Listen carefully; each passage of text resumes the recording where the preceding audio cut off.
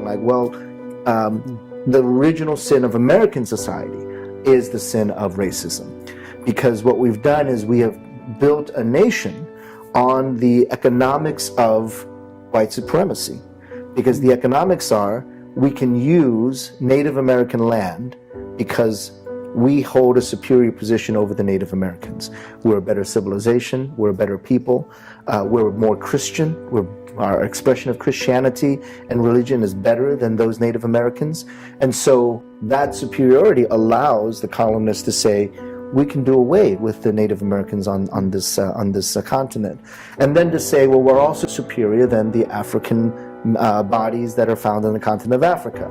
And we're more in the image of God, they're less in the image of God, so we can take African lives and bring it across the Atlantic Ocean and use them as slave labor. So that's what I mean by the original sin. That's a social historical reality for American society as a whole, but maybe more problematically, it comes out of a theological imagination that is dysfunctional.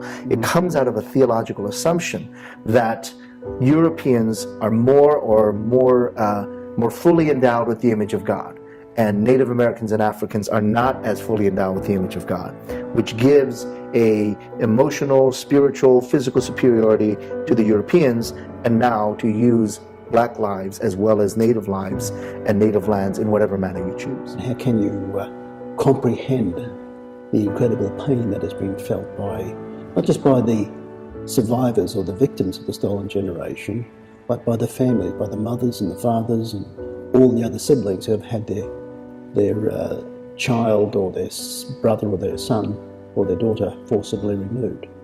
So in dealing with this particular issue, to me, is it's entering into the incredible pain of our people. I struggle sometimes to find the language to describe this pain, and I don't think we have human language around it yet. I can only point myself to the cross and try to figure out what happened there. And there's that passage from Paul, I think it's in Romans or Corinthians, that says that, he wanted to know Jesus and the fellowship of his sufferings. And so here I am entering into the fellowship of the sufferings of my people through this incredibly evil policy that has been perpetrated on my people since 1788, really. Yeah. So it's not up to us as Aboriginal people to force this issue.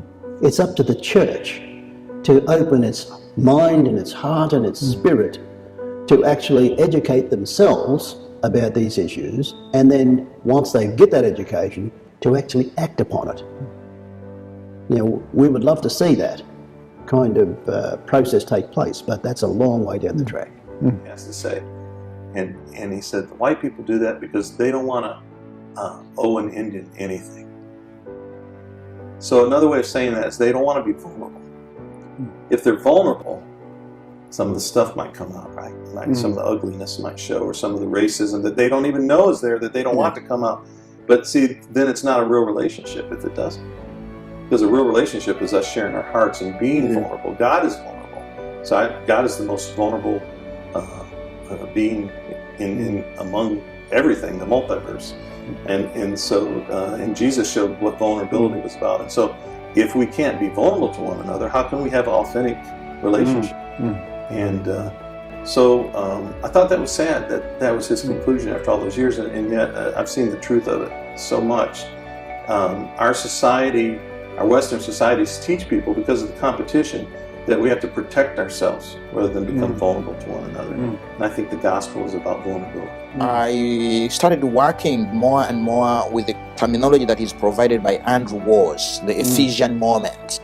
I realized that in Andrew Wars, the missiologist Andrew Wars, describes what happens in the church of Ephesus, and that's what he's celebrating in the letter to the Ephesians, the coming together of people that would not normally come together. Jews and Gentiles coming together for the first time as a new people. And Paul celebrates that in the Ephesian letter, saying the dividing wall has been broken. Yes, The image that I've been using more and more later is the image of the Ephesian moment, the fragments, that each fragment, we live in fragments, and each fragment thinks that it is the whole, and it can only think it is the whole by excluding the other. But what Andrew Walls writes about in the Ephesian moment is the coming together of the different fragments in the church in Ephesus. The dividing wall has been broken, the people who lived apart, and we are all, in a way, sojourners, journeying together, and only together, and the letter of the Ephesians says, only together can we manifest the full height of Christ's full stature, only together. So the coming together of these fragments. People who would not normally come together, Jews and Gentiles, now they come together and have a meal for the first time. So for me, that's a very dynamic image of what the church is. That these different fragments, whether it is Hutu or Tutsi, black and white, American, there is a real possibility of coming together as a new people, as a new creation. And together, there can be a realization of that full stature that the letter of the Ephesians talks about. That we have a responsibility to bring people together to open, because always we believe that God has created us eyes to see and ears to hear and mind to think and heart to love. And this is together we can make a difference, that we walk hand in hand to make a difference. You have to know who is your neighbor and to love your neighbor. And so it's a culture there, and that's what we are talking about here. We're talking about, and we got to get to the root of it. We got to get to the root of the formation of that culture. But the truth, what we got to do is to form the culture that Peter was talking about, that royal priesthood, that chosen generation, that different people. And Jesus said they will know we're Christian because of the love we have one for another. I'm seeing a little light in that. I heard conversation. It's not, I call it the Elijah's little cloud that's about the size of a hand. So he'd run to the king and say, get out of the weather. Let's get out of the weather. Rain is coming. Now, of course, that's my hope. Of course, being 85, you hope it deeply because you have longed for it. And so that little hand gives me hope that the rain is coming. You see?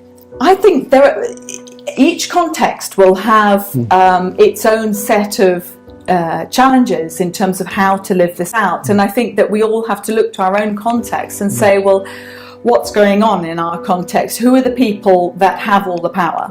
And who are the people who don't seem to have much of a voice?